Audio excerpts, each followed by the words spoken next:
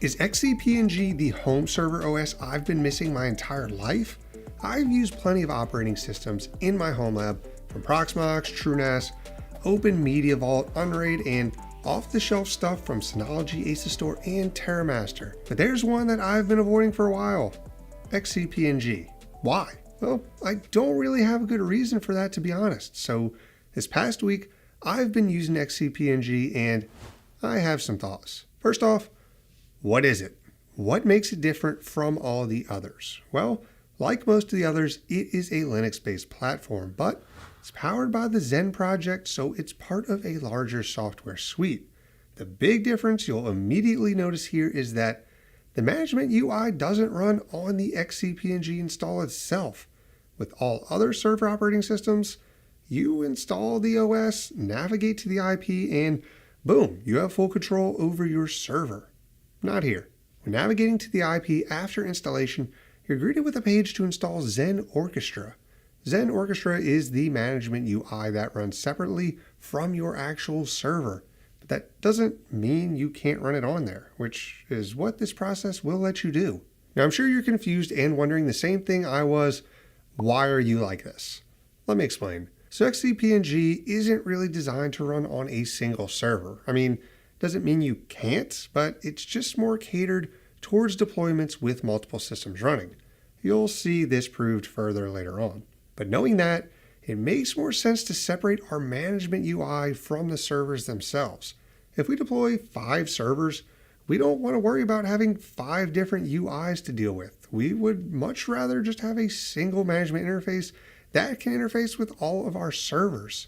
And since our UI technically doesn't even have to run on any of these servers themselves, we can pretty much host it wherever we want. For simplicity purposes, I ran the quick setup on one of my servers to get things going. There is a CLI to perform operations on the server itself, but that doesn't give us all the bells and whistles that comes with Orchestra. Then, just like that, we're in and ready to go. My first impressions of the UI itself are okay.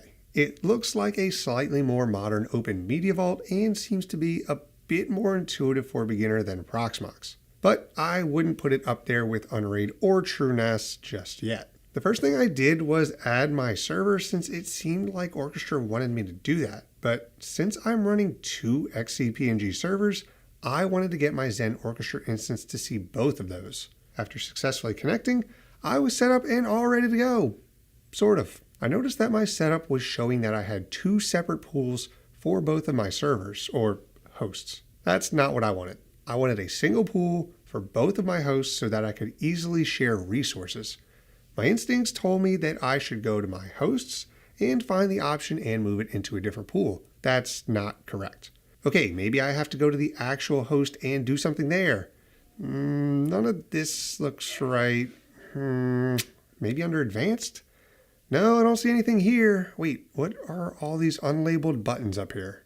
Oh, yeah, that was kind of my experience for the week here. My intuition for setting things up is usually pretty accurate with most operating systems that I've tried. Not really here. Now, this could be because I'm actually dumb, or that I didn't watch any videos on how to use it, or read barely any of the documentation. Or maybe it's just not very intuitive. You decide. Oh, and one thing to note is that there are actually requirements for getting multiple servers set up in the same pool. All right, so now that I have both of my servers in the same pool, I can get the true feel for the Xen setup. This lets me do cool things like share storage and easily migrate VMs. But first, we actually have to set those up. Let's start with the storage. This was kind of interesting. When you go to add a storage repository, you first have to choose if you will be using it for virtual machines or for ISOs. Then based on that selection, you can choose a type. I first wanted to set up my storage for my VMs, but I quickly noticed that there was no option for SMB there. Now this is a Linux system, so naturally it'll want you to run NFS anyway, but as someone who has Linux, Mac, and Windows systems in my home lab, I run pretty much SMB for everything. No worries though, I just spun up an NFS share in TrueNAS and used that. Now we have shared storage on our pool, meaning that it can be accessed from any host inside that pool. I'm starting to see the benefit here on how this whole Xen setup thing works. For ISOs, I just set up a local storage on one of my nodes, and I wouldn't advise to do that since if that server goes down, your ISOs go with it. But I wanted to create a local storage repository to try out, so I did. All right, we have storage for our ISOs. We have storage for our VMs.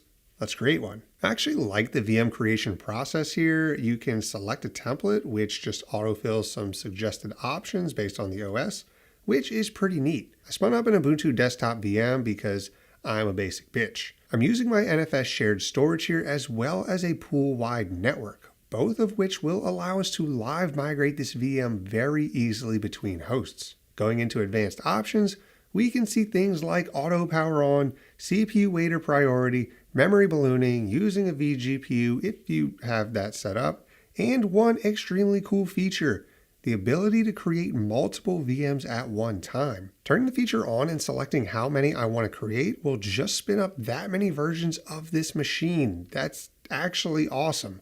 Again, one of those things that show why this is designed for a more enterprise-like setup. In our case, we only needed one, so I continued on with the installation, which went as expected. In a few minutes, I had my VM up and running. I did notice a cool little feature in the console section, which was the ability to live eject your boot media.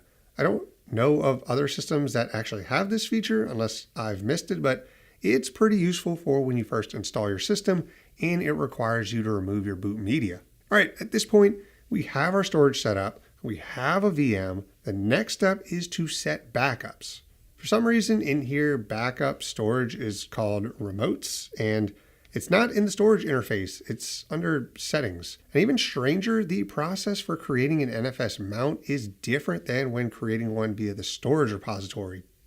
Why? Either way, I just connected the same NFS share and boom, remote. Okay, now we can go make backups. Oh, cool. Not only can you make backups of your VMs, but also of your Orchestra config. Neat. Let's try that. Oh, that's an enterprise feature. Okay, we'll just do our VMs.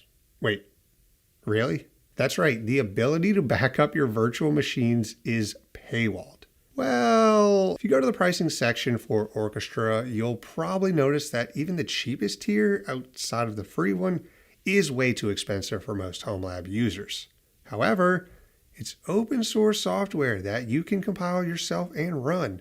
They even give you instructions on their website on how to do this. You don't get the support of the paid tier, obviously, but you unlock pretty much all the features, so this is 100% the way you should go if you're running this in your home lab. I get it, Xen doesn't really market towards the home labber, so I'm not going to knock them as a company for their business approach, but clearly it works for them since from what I've heard from people who run Xen, they like it. I went ahead and activated my free trial since I already had this instance up and running, but for a long-term review, I definitely plan on running a compiled version. The first thing I wanted to do was to see what I was missing with the statistics and visualizations, and the visualizations, it's cool. Like, I can see what they're going for here, and I'm sure that with more hosts and VMs, it'll be a bit more useful, but as a home labber with 2 hosts and a single VM, not much going on here. The statistics are the same story, again, showing that most everything in here is tailored for a much larger operation than your basic home lab. Okay, backups, now that we can actually do that. It's actually a pretty straightforward process. Just select what you want to back up, where you want it to go, and how often you want it to run. The UI makes it super easy, and I had both my Orchestra config and VM backup set up in like 2 minutes. Restoring from a backup is simple as well, since it only requires a few clicks to run back a version of your machine from before a time where your dumbass broke it. I actually really like the interface and backup process here. It reminds me of a more clean version of how Proxmox handles it, except that Xen actually lets you back up your management host.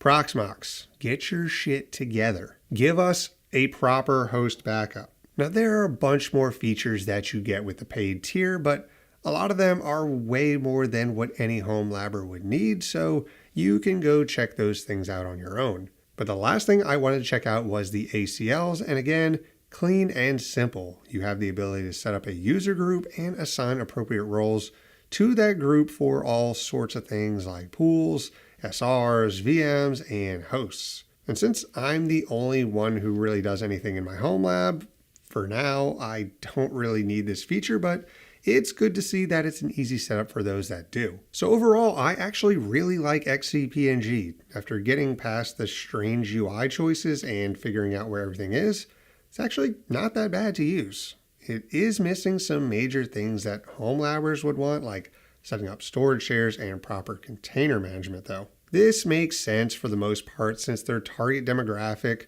will use this to manage large fleets of servers, not necessarily spin up a Samba share for their anime. Do I plan on using it in my home lab? I mean, yeah, I actually really like it, but I'm still sticking with Proxmox as my main setup. Why?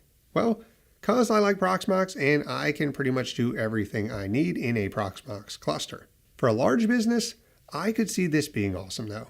The ability to easily deploy machines inside a cluster that is centrally managed seems pretty dang useful. If you want to see some actual user experience with XCP-ng and Xen Orchestra, go check out Tom from Lawrence Systems, as I know he actually uses Xen and has plenty of awesome videos on showing off how he uses it. But for me, this is just the beginning of the road.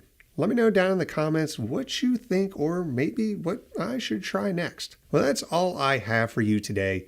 If you like this, then drop a like. If you want to see more stuff like this, then subscribe, and I'll make more stuff like this. I want to give a huge shout out to my YouTube members and Patreons. You guys are my enterprise level support system that is kind of behind a paywall, but that's okay. You guys are the best. And if you're still watching, you're cool too. Thank you so much, and I'll see you in the next one.